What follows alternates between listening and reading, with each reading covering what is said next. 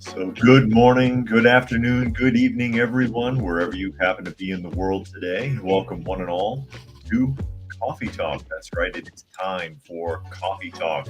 Coffee Talk Live, or at Coffee Talk Live on YouTube, as well as at Prep University on YouTube, simultaneously broadcasting at the same time, typically 2 p.m. Eastern Standard Time, although today we're doing it at 11 a.m. So hopefully some people realized and were able to catch up. Also, I can be found on at Coffee Talk Chat on X, formerly known as Twitter, and fistfulofradio.com, podcasting out of Atlanta Monday through Thursday at 4 p.m. Eastern Standard Time and Friday at noon, as we get ready to chime in and see what is going on in the world today, taking a look at snippets from the news, having a little bit of discussion, so on and so forth, as sarcastically as possible, because it's hard not to laugh at this, that we're expected to believe anything that we see in the media anymore. You got to really pick it apart to understand what's going on. And I'll go ahead and acknowledge some of the people who have chosen to chime in on the live portion thus far. As always, I do try to read as many of the comments as is reasonable for those of you who are listening and not able to see. I see Lone Stars here, Legends, Boogers, Helter, and Dragon have thrown their hat into the ring, as it were. Yeah, and Legend says, wow, you're early. Again, yeah. Today I had to do it early because I have a dental appointment this afternoon, so I wouldn't be able to broadcast at the normal time. So I got to go through that whole rigmarole. Not looking forward to it because I never did get that root canal I was supposed to get. It was, quite frankly, too expensive. They wanted way too much, and that's with the insurance. And I see Jack Barnes is here. Glad you could make it today. Not sure how many people will be able to catch up today if they realized that I'm going on early, although I did mention it yesterday and the day before, but you never know. You never know. Plus, daylight savings time confused a lot of people as well. Some places don't even do it. Don't even do it. So they're like, wait a minute, what are you doing on now? Already been through it. Now, here's something that this is just popping into the now. Just starting to pop up in feeds. It's great to see. And I'm sure they're just loving this. I'm loving this. But we saw it coming. Judge dismisses several counts against Trump in Georgia election criminal. However, others still currently remain. Yeah. Brian has joined us here today. Glad you could make it, Brian. A little early. We're a little bit early. And this is acting up. Hold still. So get this to do. Saw this coming anyways. There it is. Now it's working. And the unknown knows is here as well. Glad you could join us today. We knew this was going to start happening because, one, the charges are ridiculous anyways, and two, Fani Willis has really blown it. She has really blown it. So we'll go ahead and read through the bullets here, or just read the article. A judge on Wednesday dismissed 6 counts in the Georgia criminal election interference case against former President Donald Trump and 5 other defendants, ruling that an indictment failed to sufficiently explain the basis for the charges. But other criminal counts against Trump and the defendants remain after the order by Judge Scott McAfee. The dismissed counts had accused Trump and the others of the crime of solicitation in violation of oath by public officer. The counts referred to efforts by the defendants to get members of Georgia's legislature and the Secretary of State to delegitimize the election victory of President Joe Biden over Trump in the state in 2020 contest. Defense lawyers for Trump and the others argued, among other things, that the indictment charging them with that specific court did not detail the exact term of the oaths that are alleged to have been violated, which McAfee has had to note in his order. Excuse me. Defense lawyers for Trump And others argued, among other things, the indictment charges. Oh, it's the same thing. It's skipped. Sorry, it's bouncing around a little bit because of the ad. McAfee agreed, saying that the language in the indictment accusing the defendants of soliciting elected officials to violate their oaths to the U.S. and Georgia constitutions is so generic as to compel dismissal. On its own, the United States Constitution contains hundreds of clauses, any one of which can be the subject of a lifetime study. That's what McAfee says. In addition to Trump, the other defendants who had solicitation counts dismissed were Rudy Giuliani, John Easterman, Mark Meadows, Ray Smith, and Robert Cheeley. Trump was charged with 3 of the dismissed solicitation counts, one of them related to his effort to get the Speaker of the Georgia House of Representatives to convene a special session to unlawfully appoint presidential electors who would cast ballots for him in the Electoral College. And no one has any way of knowing if any of that is true or not.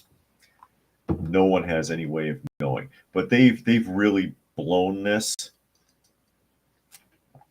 because of how corrupt Fani Willis is. Fanny, however, I've heard it's Fawny. I don't know. If it was Fawny, I would think it would be spelled with a U, Fauni. But what do I know? What do I know about grammar?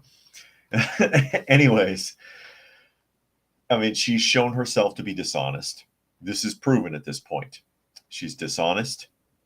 She's a fornicator because she's, again, which is still dishonest, having an affair with a married man, lied about when she was having the affair, lied about meeting with Kamala Harris. He lied about going to the White House. And thus far, it's speculated that he has been paid close to $1.5 million and hasn't done the job, a job that he's not qualified to do anyways, a job that he only got because of his connection to Fawny. And we're supposed to trust this person? The case is falling apart. Fawny is falling apart. She acted a complete ass in court. And then she runs around and does the big church circuit here in Georgia. She goes to as many of the black churches as she can, the big ones, the ones with money, let's put it that way, pleading her case with more poise and respectability than you've seen anywhere else. She behaved very badly in court, but I guess she's an angel in church. What are you going to do? Unknown says Fawny has turned out to be quite the boomerang. Yeah, I see. Dragon Sound says sounds like it's a move meant to remove the most effective evidence against Trump, the phone call recording where he asked Georgia to find more votes. And that's the thing, too. Saying, hey, man, find me the votes doesn't mean that he's asking anyone to do anything illegal. Come on, man, got to find me those votes. Doesn't that sound like something that a person who's campaigning or a campaign manager would say? God, got to find him. Come on, guys, give me a break here. Throw me a bone. Nowhere is there anything where he's sitting there saying, you need to break the law. You need to do this.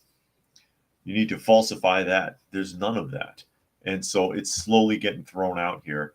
That's 6 counts. It's major because the case is dissolving. Never mind the fact that technically the district attorney should have already been removed from this. They're really dragging it out. She should have already been removed from this. And that case thrown out completely because can't back it up. It's purely political. She claimed again that she never met with anyone from the White House, but now it's been demonstrated that she did indeed meet with Kamala Harris before this started, like 2 months, I believe it was, before the trial began. So she lied about that. For all we know, the purpose of that meeting was Kamala Harris passing down to Fawny, hey, this is what we want you to do, and she's following instructions. There's no way to know. There's no way to know. Well, you can find out if anyone's willing to tell the truth, but, you know, therein lies the problem, as it were, is trying to get anybody to be honest about freaking anything in the political arena nowadays. Unfortunately, you can't trust any of them. You can't trust any of them. And again, the we read through how much her quote boyfriend was paid from taxpayer dollars, money taken from funds that they shouldn't have had access to, like the confiscated goods fund, the reappropriation fund where they steal from taxpayers, and the C virus fund that they took money from to pay this guy as much as he was getting, and didn't do the job and can't anyways because he's not qualified. It's incredible. Absolutely incredible the direction this has all gone in. And speaking of attorneys, we're going to jump to New York because this has been a hot topic for the last few days. New York Post, New York City lawyers offer to represent firefighters for free if they are disciplined for booing the Attorney General. And I'm sure you all know Latita trying to dump an ad on me. Well, and when she got up on stage, she was booed and jeered by firefighters that were in the audience. They don't like her. They don't. And they were upset. And my attitude about it is if they were off duty, they reserve the right to express themselves, even if it's booing. Apparently not. Apparently not, because the fire chief, and we talked a lot about her yesterday, says, you're on film and we're going to find you and we're going to discipline you. Yeah. So a pair of Staten Island lawyers offered Tuesday to represent any Big Apple firefighter for free if they get jammed up for the booing of State Attorney General Alita James at last week's raucous promotion ceremony. Lawyers Mark Font and Luis Guillermino said the firefighters had the right to voice their support for Trump and to lambaste James, who had been prosecuting him as Fire Department Commissioner Laura Kavanaugh threatens to discipline the jeering bravest. If you're being hunted down by the fire department brass for exercising your freedom of speech, contact our office at once. The men's firm F&G Legal Group wrote in a letter to the fire department's rank and file. Good for them. Good for them. And we talked about Laura Kavanaugh yesterday because this is a woman who should not even have this job. This is 100% a diversity hire. She's not even from New York. She's from California. She has degrees in political science. Every job she's ever had has been in a political office, usually as like an assistant. She was an assistant to Mayor de Blasio. She worked as assistants to campaign managers, including on the Obama administration, as I understand it. She's worked as a representative for big union honchos. This is her career. This is her career. This is how it goes. Is the microphone working properly? Because I got a prompt that says they were switching to a default microphone, so I'm wondering if there's a problem with the sound. And Max said, talk actually during coffee time. Yeah, again, I had to do it early today because I do have a dental appointment. So we're back to that again. So it's nice to see someone trying to stand up for him. Although that is good publicity for their law firm, quite frankly. But it's nice to see someone stand up for these people because they do have the right. And Max says it sounds good. Okay, as long as everything is working the way it should. I got a prompt from Restream saying that they wanted to switch to the default microphone, so I was wondering if there was an issue. It says, we always answer the call. We stand ready to assist New York's bravest, the letter said. The firm has already sued the city over its C virus mandates and the location of some migrant shelters. Okay, so they got a beef with the city anyways. So that works perfectly. That works perfectly. But yeah, they're mad at the attorney general. They have a right to be. They're mad at their chief commissioner, because that person has zero experience as a first responder of any kind, knows absolutely nothing about the fire department, and is appointed to that position because politics, because that's how things are done in the big city. Doesn't matter if she doesn't know the job at all. And the argument that I made yesterday was, of course, if they hired someone who was a career firefighter, no matter how high up they are in the ranks, who was a career firefighter, maybe started at the ground up, always lived in New York, even if they didn't like the person, they would respect them because they did the job. Unknown says interstate expats can ruin communities. I'm pretty sick of hearing X is better back home. Cool. Why are you hiding here? And Helter says those firefighters have the testicular fortitude to stand up and boo the woman. I commend them. Yeah, I know. Hey, voice your opinion while you still can, because you see where the direction that it's going in, where they want to go after you for that. And I also point out to the heckler that was at the State of the Union address, the father of the deceased veteran who was killed in a terrorist bomb blast while the very botched and sloppy evacuation of Afghanistan was going on. And they arrested him. I don't know if he's still in jail, but they arrested him and they put him in jail for heckling at the State of the Union address. So yeah, you don't have as much of a voice as you think. You don't have as much of a voice as you think, unfortunately. That's what I tell people all the time. Freedom and liberty. You're not free, and your liberties are privileges, and they can be taken away. It's better here, quite frankly, in my opinion, better in the United States than it is in a lot of other places. But it's not all kumbaya here either. It really isn't. And you've got to be careful.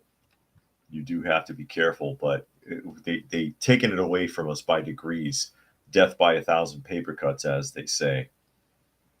And we're still in New York here because, the government in New York, the governor, the mayor, everybody, they're not done making New Yorkers hate New York yet. They're not done yet. They're getting there. I have a suspicion about this, actually. Daily Mail article, New York City at war with pizza.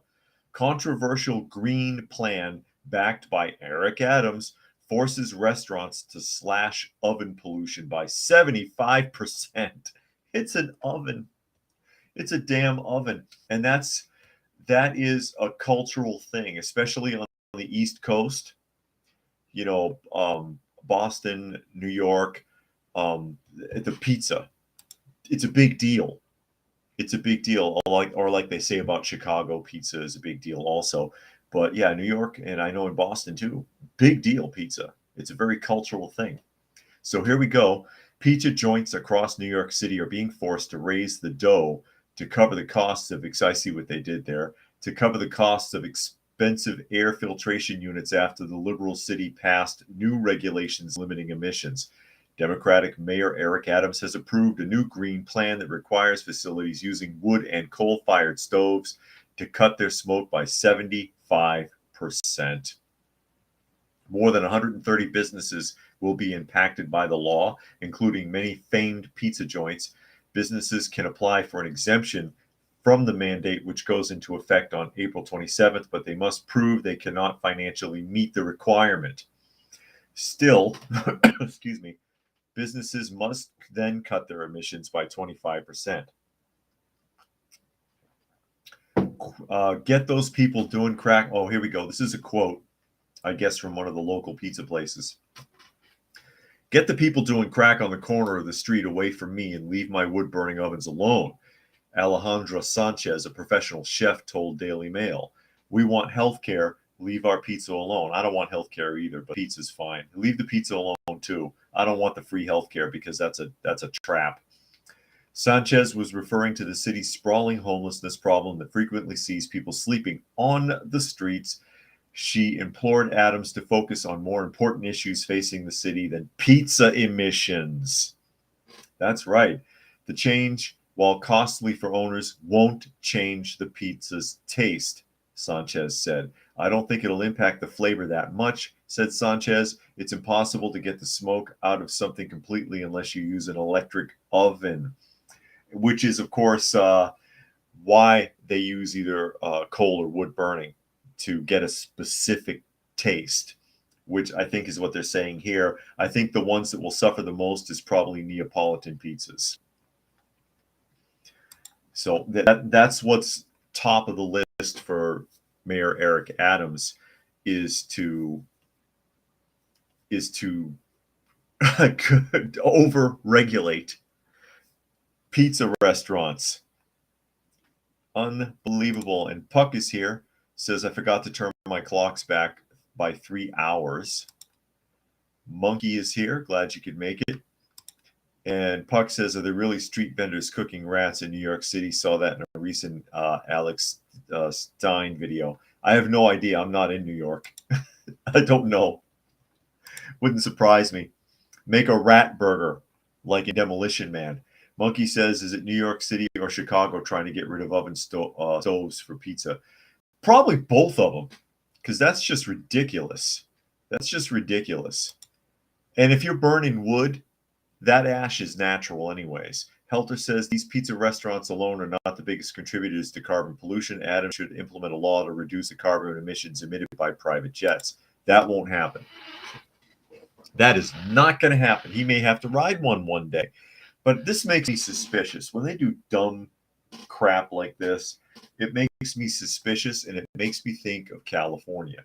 And you all know I got to put my foil hat on when I talk about California, because I really believe that the lawmakers there are deliberately destroying the state and making people hate it there so that they'll leave or agree to anything,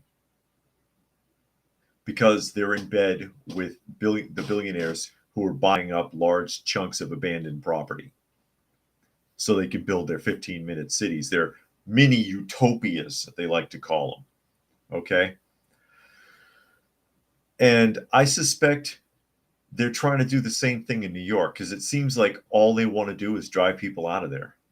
They're making it miserable. They're making it impossible for people who live there. They're making it impossible for businesses. They're making New York as a whole undesirable to live in. Undesirable. It doesn't make any sense.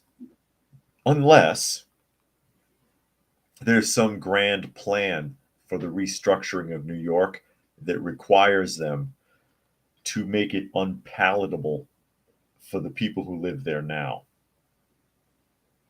to make it miserable. Now you got 1 million illegal immigrants in there, going door to door, begging, absorbing tons of resources from tax funds, fighting, rioting, stealing scooters left and right, and other electric vehicles. Scooter and electric bike theft is through the roof in New York since all this started happening, since they started bringing them in. Taxing the hell out of people, laying off firefighters, laying off police, laying off EMTs, laying off sewage workers and water department workers. Yeah, they're unraveling their entire infrastructure. They're making New York a hellhole. It wasn't that great to begin with, no matter what they tell you. Just like California. Dragon says, going by his logic, Adams should reduce his CO2 breath emission by 75%. Yeah, hold your breath, Adams. And Puck says the plan is to populate New York City with third worlders. Then they can build a wall around it. Build a wall around New York, like Escape from New York. Turn it into a colony. Monkey says, if these people are driving the regular people away from the big cities and into the smaller towns and cities, wouldn't the regular people bring their voting and system, ruining the smaller cities? Yes. because they bring their bad habits. That's the big problem with the influx of illegal immigrants now, is most of them, they're here for a handout. They don't want to contribute, they want to take. So they're going to bring all their bad habits with them and force them on our culture because they're not going to conform. Same logic can be applied to people who are used to being in a controlled liberal city state that says, oh God, I can't deal with this anymore. I'm moving out to the suburbs, and goes out there but brings all their baggage with them because they're not going to conform to what's out there. They're going to try to bring what they think is the best of what they had with them. And it's not that great. It's not that great, and it will cause problems, quite frankly. Cause a lot of problems. And then you get people like this. Let me see if I can pull this up. I wanted to share this. If I can get this to open properly. I'm trying.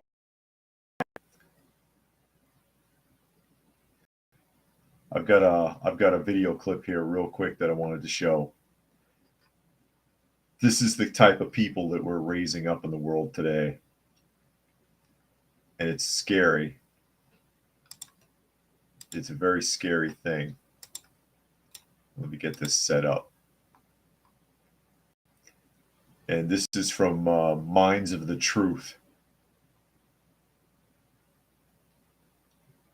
And you'll see a couple of girls here. I do need to. Let me play that. Tired of Here we go. straight white men having the power and everything, you know? And it's like, we as women of color, as like students at this university, like we're very much capable of certain things, and we don't have the same privileges that are offered to straight white men. And I've been hearing that from a lot of the ladies that I've been talking to today. Talk to me about what some of those privileges are that, you know, straight white men have that you don't have. Talk to me about that. I think I don't really know. Have you ever experienced like a specific instance? But I also need to go. I know, I do need to go. I'm sorry. I'm tired of. Had to share that. A lot of those types of on the street interviews. Mark Dice does a lot of that kind of stuff. We don't need, I'm so tired of like straight white males and all the privileges they have. Can you demonstrate one of those privileges? Can you tell me what those privileges are? And the girl can't answer the question because she doesn't know. She even said, I don't really know. I don't really know. Then what are you angry about? What are you angry about? What are straight white men getting that you don't? Please explain it. And the other girl didn't want to talk either. Suddenly they both have to leave. Suddenly they both have to go. Mark Dice is, again, great at demonstrating that with his like man on the street thing that he does from time to time. I think that's how he got popular, actually, was doing those types of interviews, asking people a simple question and their innate inability to answer that question. As I have stated 100 times, if I've said it once, people are not that smart. And this is an example of it. And these are university students, because she said at this university. So you're university students and you're upset about a privilege that you propose someone else to have, but don't know what that privilege is and cannot explain it or demonstrate it. Can't explain it, can't demonstrate it. Monkey says, I've seen Idahoans, the people from Idaho, hating on the new Californians because they know what Californians will do to Idaho. I can appreciate that. And Puck says, we don't need no more Yankees in Florida. We're full, thanks. Signed, Florida. Brian says the whole white male privilege myth in a nutshell. Exactly. And then Monkey says they can talk the talk but not walk the walk. They can't talk the talk either because they can't answer the question. And Cyberjack Sr. is here. Glad you could join us today. Helta says lots of women don't realize they are more privileged than men. Men are disproportionately screwed over by this society. In fact, we men are technically second-class citizens. Yeah, and I'll attest to that firsthand from my experience with family court. They will burn you alive in family court. You better be able to prove that the ex is a serial killer, or you're not getting those kids, and you will pay. Even when they reversed custody. And I've talked about this plenty of times. Remember, they took custody in 2003. They gave my kids back to me in 2007 when they found out that she was abusing and neglecting the both of them. When they couldn't cover it up anymore. Let me put it like that. And they gave the kids back. And when they readjusted the child support, I was getting, I think, a third of what I was paying to her for the two of them. When I got them both back, she was only required to pay a third of what I was. I was having to pay something like $450 a month or $429, something close to $450, and they, I want to say her charge was $159 a month, which she never paid. Never really paid, and they never pursued it. They used to chase me all over the place. If I missed one payment, they were on me. They never pursued her. She owes me like $10,000, $12,000 easily. So, but what are you going to do? What are you going to do? So yeah, it's a very matriarchal society. It leans in that direction, and that can be destructive. That can be very destructive, especially when you're in a society that does not see or recognize men as authority figures. Now, they're talking about white privilege and straight white men and all this other stuff, or men in general. But when you are a child, look at it from a child's perspective. Who are the authority figures? Most parents or most households have a single parent, and it's most likely going to be the mother. They go to school. All the teachers are women. Even when I was a kid, I didn't see a male teacher until junior high.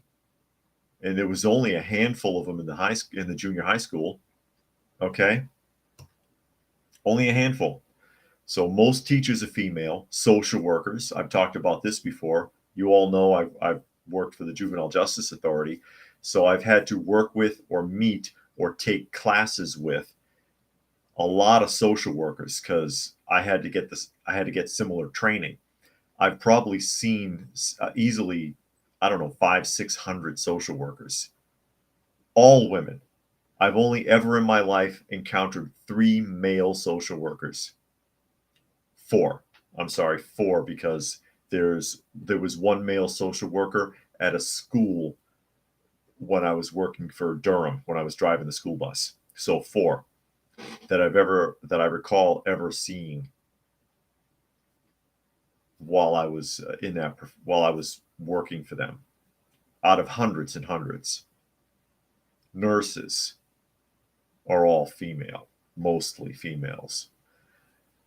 Pediatricians now, and I started noticing that in the 90s. You were hardly ever seeing a male pediatrician anymore. I mean, what does that tell to the mind of a child?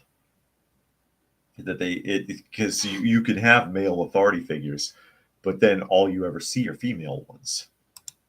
Dragon says, when it's all said and done, women will still find a way to blame men, even though they are very privileged. And Brian says, talk about the woman pot calling the kettle black. Unknown says, I knew a guy who only got every other Saturday with his kids, even though he proved in court his wife had been having affairs, left him for another man, and became an addict. Yeah, and that's what they do. And that's the lie of joint custody, because they tell you joint custody in court. I guarantee the only person who's getting away with making decisions is the one that has custodial rights, which in that case is the mother. Yeah, you get every other Saturday, and like what, 2 weekends a month or something like that, and then visitation usually on Wednesday or Thursday for like 4 hours or some bullshit. And then you're supposed to get summers, which my ex used to cheat me out of. I'd go to, I'm supposed to get them for summer visitation, and then she's nowhere to be found. She did that to me several times. Monkey says, you said that in some of them or most of them wanted revenge for what they went through. Yeah, that's right. One of the big things that they always say, and they warn you about it even in the textbooks not to do this, is if you felt like you were abused as a child, it's probably not the profession for you, because the question becomes, are you trying to actually help anyone, or are you subconsciously seeking revenge? And a lot of them are like, yeah, I was an abused child. I was neglected. So I want to save these kids. Are you sure? Are you sure then that you're not just punishing everyone who crosses your desk to get even with something that may or may not have happened to you in the past? Can you discern it? I'll tell you, a lot of them can't. They can't tell the difference. And they persecute people, and I've seen it, who turned out to have done nothing, but they still got ground up. Helter says we're seeing a slow decline in the amount of men joining the workforce. Little do those female students realize males make up the backbone that keeps the infrastructure going. There's a lot of jobs that females can't do. Can't. And Paul says, what's going on, everyone? Oh, okay, on a work trip. Thought I'd check in on the live chat. Well, glad you could join us today. And Unknown says he was a good guy. He's gone now. That's unfortunate. But I totally empathize with that because I went through all of that myself. And there's a huge double standard all the way up and down the line with all of that. With all of that. And I think one of the stories I told talking about that way back in the older videos was about the kids showing up at my door. They showed up at my door out of nowhere on a day that wasn't a pickup or a visitation day. And I'm like, what are you doing here? And it turns out that she had dropped them off on the corner blocks away from my house. And they walked there. And I tried to call her. She's not answering, whatever. And I called the social worker, or not the social worker, but the case manager, excuse me. And by the way, I've only ever encountered one male case manager or conciliator for the courts. One in all my years dealing with courts, including with the Juvenile Justice Authority. One. Let that sink in. But I called the case manager and said, hey, she dumped the kids here. It's not my day. You know, I'm not trying to get in trouble because I can be charged with kidnapping. And he said, call the police, make a police report, tell them I told you to call them and have them call me. So I did. And I asked the officer, casually, I was like, what if I couldn't receive them? What if I have to go out? I'm on my way to the airport and I have to leave town. Or I'm not home. I've already left town and I'm not home and they're sitting on my porch overnight. And then he basically, I would be arrested and charged with neglect, even though she dropped them off blocks away and made them walk to my house. And it's like, wow, tell me that's not a double standard. And he was like, yeah, I know, but that's how it works. Thanks. Thanks for the clarification there, buddy. Seriously. That's how it works. It's a very matriarchal system while they talk about how patriarchal and evil the system is. I can't tell. I can't tell. You know, you could just go on and on and on about this. I've been through a lot. And again, not just me, but professionally as well as my personal life. Seen way too much of this stuff, and I don't trust any of them. I don't trust any of them. I don't trust any of it. And the crazy stuff that the case managers and conciliators put me through, which I've discussed before, crazy things that came up. Or one thing, another example is in court with the judge. And I used to homeschool the kids. And he asked if the kids were in school. This is after he decided she was getting custody. Are the kids going to school? And she was like, well, I'm going to homeschool them like he did. And he was like, no, that's not going to work for me. I don't think you can do it. I want you to put them in, I want you to enroll them in school immediately. Okay, wait a minute. You're giving her custody over me, but then you admit I can do things she can't, and you don't trust her.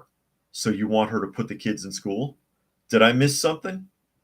Did I miss something? And then she didn't do it and got in trouble with, what do they call it? Truancy. Truancy officers came to her house because she defied the judge's order, and he didn't do anything about it. He didn't do anything about it. Yeah, big can of worms talking to me about that kind of stuff.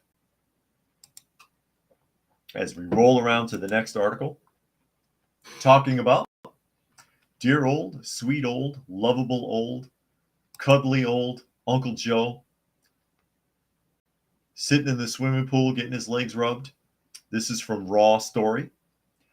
Toxic culture in Biden's team is so bad that the White House counsel launches an investigation. See, he's waiting for a hug. Look at him. You can't imagine this guy's doing anything wrong. The culture, reading into the article, within President Joe Biden's advanced team has grown so negative that the White House counsel office has opened an investigation. The White House and campaign aides who are responsible for traveling ahead of the president to coordinate, design, and stage his speeches and events have serious concerns about the office's direction, according to interviews with 18 sources who spoke to Politico about the situation. Ian Malul, the former associate director of presidential advance, who has been accused of verbal harassment, resigned March 1st, while Bree Moore, the former director of press advance, also resigned within the past few weeks following complaints about her behavior from the White House press corps. Quote, "That is simply not true," Malul said about the allegations, while Moore did not respond to a request for comment.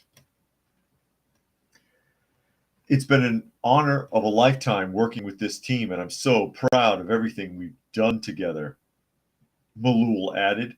After over 3 amazing years in the White House, I wanted to start a new chapter. Oh, it was wonderful, but you quit after the investigation opened up. Yeah, okay. Current and former White House staffers and others who've worked directly with the advanced team, which relies on a nationwide network of volunteers, said it had developed such a bad reputation that some seasoned veterans have declined to help to organize the presidential trips. So they can't even hire people to do the setups and breakdowns. That's incredible. That's incredible. Unknown says ice cream grandpa. And Puck says need more chairs for the cats. Yeah, you see Dusty sitting back there, I guess, right? Dusty is joining me here today. No one else is. That's what I need, a row of chairs back there. Or I can set up if I had a big cat condo, I could stage it right there and see if they all sit in it. And those things are expensive, by the way. Someone sent me one once, actually. Someone sent me a cat condo. Now, this is amusing to me, this article about the advanced team bullying people, threatening people, cussing people out, whatever, to the point where people don't even want to work with them. People who have done these setups for presidents for years are like, no, we're not working with you anymore. Forget it. As you recall, when Biden took office, he said that bullying would absolutely not be tolerated. Wouldn't be tolerated. He's not going to stand for it, implying that Trump and the people he worked with were bullies. That's the direction he was going in with those comments. And he is a notorious bully, not just as the president, but in his career as senator, cussing people out, threatening people, pushing people around, using rough language, being nasty with people. Biden is known for this. He's the biggest bully on the block. It doesn't surprise me that there's a trickle-down effect through the rest of his administration and down into subcategories like this. Dragon says campaigns are full of ambitious, rude, competitive people looking to advance themselves more than get a candidate elected, and I'm not surprised.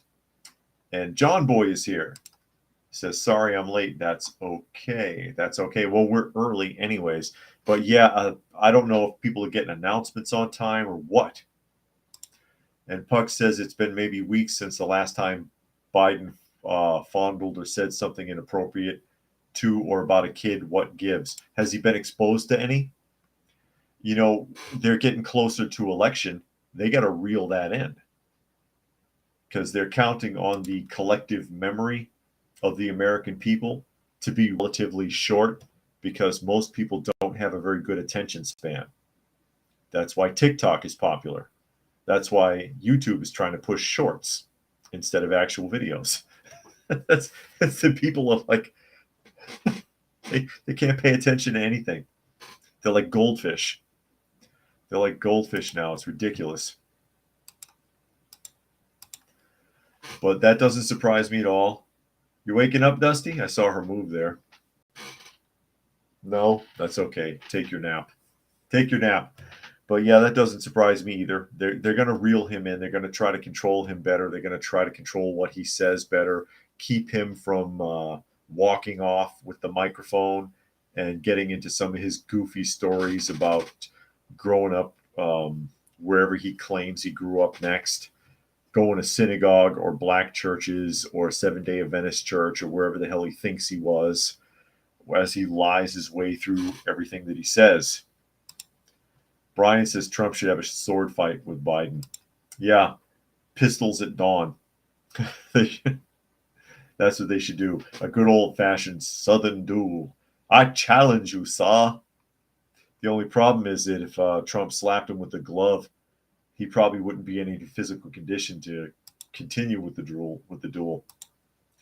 We're going to jump to Tennessee. Ties in with something we were talking about earlier with the matriarchy. Fox News article when it comes up. Here we go. Tennessee teacher accused of sexually assaulting a boy aged 12 and allegedly harming nearly 24 others. Oh, wow. This is important. Why is this important? I'll tell you in a moment. A former Tennessee teacher arrested in September of 23 for allegedly sexually assaulting 12-year-old boy is now facing a 23-count indictment for sexual misconduct against nearly 24 other potential minor victims, according to police. Alicia McComan, a 38-year-old former elementary school teacher, was initially arrested September 8th and charged with rape of a child. Our goal in any of these investigations is to identify any potential victims and provide medical assistance, counseling, and support for their families throughout the investigation, Covington Police Chief Donna Turner said in a March 8th statement. Without this vital intervention, the ripple effect of trauma can last for years with the victims in the family unit. Yeah, then you end up with a bunch of kids who think they're ponies, who think they can change from girls to boys, so on and so forth, because sex before puberty is traumatic psychologically. Something I've talked about a lot, but no one wants to admit, except for this person just admitted it here. Quote, without the vital intervention, the ripple effect of trauma can last for years with the victim and the family, but they won't admit it when it comes to that other stuff. Just pointing that out. On March 5th, a Tipton County grand jury held down a 23-count indictment against McComan with multiple sexual misconduct offenses against minors, the Covington Police Department said in a March 8th press release. And this is actually her getting arrested. This is when they picked her up. Someone managed to photograph it. Fascinating. It says the Covington Police Department Criminal Investigation Division, Tipton County Sheriff's Office, and District Attorney's Office worked together to identify 21 potential victims during the criminal investigation. That is ridiculous. And the victims' ages, by the way, range from 12 to 17. I guess the 12-year-old was the youngest. Or if there, and I don't know if there's more than one who's 12. I don't know, but their age range is 12 to 17 there. The students that she is accused of misconduct with. Now, here's the trick. One of the main arguments that I've heard from people about why it is, because we just talked about it being a matriarchal society and how women hold a lot of positions of authority, including teachers. You're hard-pressed to find a male teacher anywhere who is in a complete Fruit Loop, if you'll pardon the expression. One of the arguments that I'm given often is most teachers are female because you can't trust men around those kids. But every time I see a story like this, it's women, because you know what? Women aren't above this either. Yeah, there are men who will do this, but there are women who will do it too. Monkey says they heard the House passed a bill that either forces TikTok to sell or get banned. I had not heard that. And Puck says apparently the transcripts of Hurl's interview with Biden are hilarious unintentionally. And Helter says if a male teacher did that to a female student, the man would be put in the hot seat. Society would come down hard on him. The female teacher is going to get off with a slap on the wrist. Remains to be seen how this works out. Monkey says, wow, any female teacher that does this, people are all, oh, she was in distress. But if a male teacher does it, let him rot in prison forever. The second statement should be the norm for those. And Puck says, no, Biggie McComan has a place somewhere in the Biden administration. Does she? That's awful. That's awful. But yeah, I often see these stories. This one is big in the news because of how many students are involved.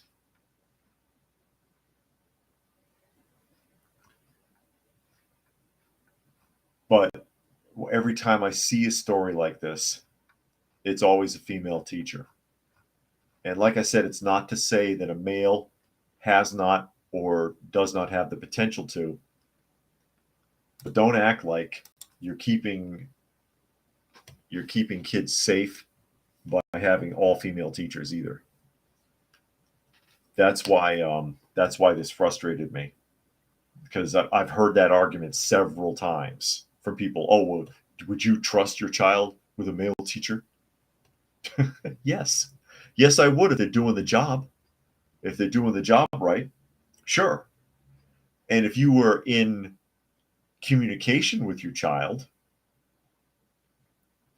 you listened to them, talked to them every day, knew them well enough to notice if something was wrong, you'd pick up on this kind of thing a lot quicker. Most parents don't know their kids and vice versa. I've talked about that a lot. They're a little better than roommates. You shoo them out of the door in the morning, they're gone all day. Eventually they come back, they go to their room. These parents don't see these kids, don't know who they are, especially in a public school setting. There's complete detachment. Oh, I love my kids. Everything's for my kids. Bullshit. You're lying. I've heard that lie way too many times. Dragon says the double standards are outrageous and women get such light sentences for assaulting children. She has fundamentally changed who that child was going to be. Exactly. And as I've pointed out before in my interview process, a lot of you already know this, with the Boston Phoenix newspaper back in the early 90s, every single person I interviewed was assaulted in adolescence, before they hit puberty.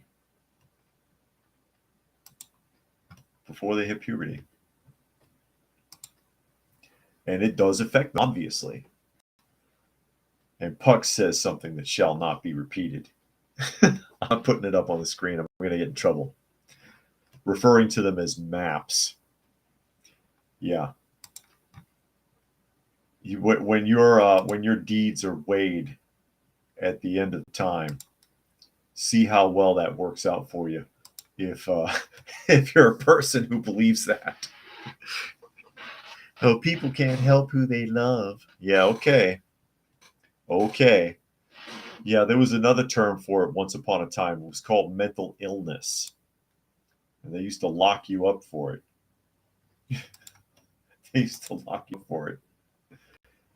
Brian says, did you see the movie Falling Down with Michael Douglas? Yes, I did. And as you get older, you understand what happened to him better and better every time. When you were a kid and you saw that film, you were like, wow, that guy's crazy. Now it's like, gee, I get it. I get it. Poor guy had a nervous breakdown. Couldn't take it anymore. We're going to jump out of Tennessee. And we're going to take a look at something that's going on at West Point. And this is from the Western Journal. West Point changes their mission statement. How old is their mission statement? Like 200 years? Removing values, duty, and honor removing values, duty, honor, and country from their mission statement. Oh my gosh.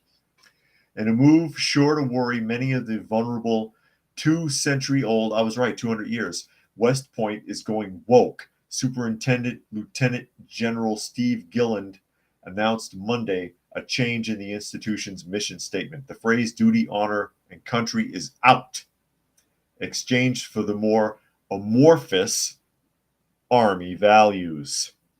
So we're not going to say what we've said for 200 years. Screw tradition. No duty, honor, and country. Army values. So whatever the Army says is okay is what we're striving for. No duty, no honor, and the hell with the country. That's where we're at. The United States Military Academy's previous mission statement was to educate, train, and inspire the Corps of Cadets so that each graduate is a commissioned leader of character, committed to the values of duty, honor, country, and prepared for a career of professional excellence and service to the nation as an officer in the United States Army. The new mission statement, according to a news release from the Academy, is to build, educate, train, and inspire the Corps of Cadets to be commissioned leaders of character, committed to the Army values, and ready for a lifetime of professional excellence and service to the Army and nation. Really? And this guy goes on to say, duty, honor, and country is foundational to the United States Military Academy's culture and will always remain our motto, he wrote. It defines who we are as an institution and as graduates of West Point. These three hallowed words are the hallmark of the cadet experience and bind the long gray line together across our great country. Yeah, apparently not. Not anymore. Not anymore. And John Boy says they read in the Bible, in the end days, the good will be seen as evil and evil will be seen as good. Here's a prime example of the beginning of the end. Exactly. And that is biblical, and that is correct. Hi, darling. Come here. Little Miss Granny Smith, everybody. How you doing, baby? Wanted to come and say hello as we're winding up here. This is Granny Smith. How are you doing? How are you doing? You wanted to see what I was up to? Granny Smith, everybody. Cutting in a moment. But that is very unfortunate. That's the end of a tradition. End of a tradition. They're already getting picked apart, West Point. They were already getting cannibalized, morally speaking. And then, of course, what are Army values? This reminds me of Animal Farm, when they would, where they kept changing the rules on the board. They kept crossing things out and changing the words, and everybody look at it and say, I thought it said something else. They kept changing it. Monkey says also the Homeland Security has a federal funding in a DEI company, Sweet Baby Incorporated, when it comes to video games. When a federal entity is investigated in a service that involves in consultations for video games, then something is up. You want to get down? All right, I'll put you back down. There we go. Don't try to climb up my leg after you maybe put you back on the floor. And Helter says Douglas MacArthur would be rolling in his grave if he knew that we're lacking heroes and defiant leaders. Yeah. And Monkey says basically a government-backed entity funding a nonprofit company. It's a shame. It's a shame. And Puck says that the kitty looks like one of the brewery cats they feed. Well, actually, Urban Angst says Hump Day starts early. Hump Day started at 11 p.m. Eastern Standard Time because remember, I got to go to the dentist today. So we're actually winding up, Urban. I'm sorry. But it is saved, so you can go back and check it out. It should be saved. And so we are watching, or you are watching and or listening to Coffee Talk, and that is at Coffee Talk Live or at Prepper University on YouTube. Please do find me there. Broadcasting most days at 2 p.m. Eastern Standard Time. Today is the exception. Unfortunately, I have to go to the dentist today. Or at Coffee Talk Chat on X, formerly known as Twitter, and fistfulofradio.com, podcasting out of Atlanta Monday through Thursday at 4 p.m. Eastern Standard Time, and Friday at noon. And Monkey says, when you go live again tomorrow, should be back to 2 p.m. Eastern Standard Time. Because, again, I'm sure that was confusing for a lot of people. I tried to warn everybody the last couple of days. And between that and daylight savings time, I'm sure a lot of people have missed it. But thanks to everybody who was able to join us here today. As always, hope you got something out of the conversation. And with that, we'll go ahead and wrap things up.